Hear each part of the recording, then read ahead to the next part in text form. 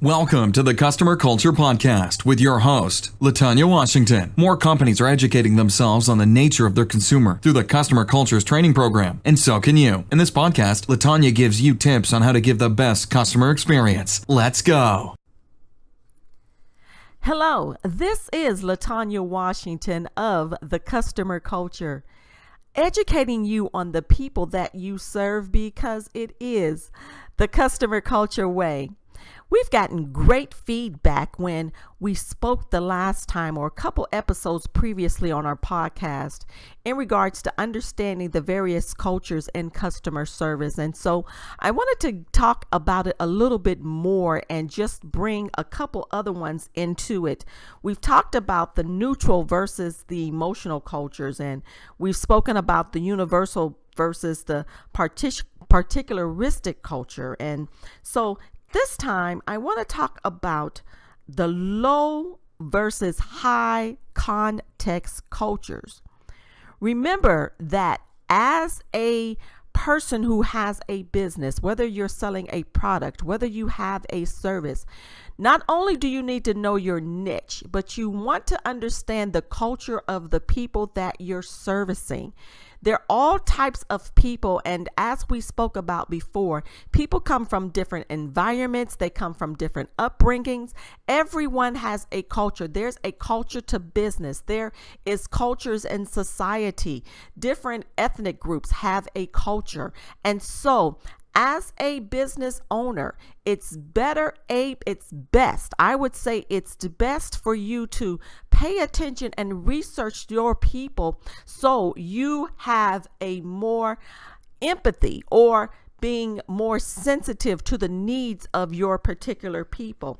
And so this time we're going to talk a little bit about the low versus high context cultures.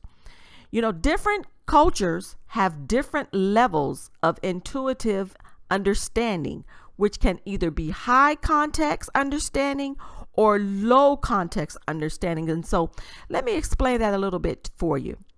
In low context culture, people believe in simple, clear, and straight communication, no filter.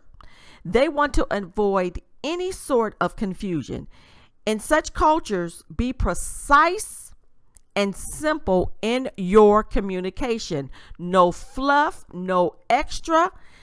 That's just how it is. Because if you don't understand that culture, you'll lose them as a customer, as a person that is a potential in purchasing what you have to offer.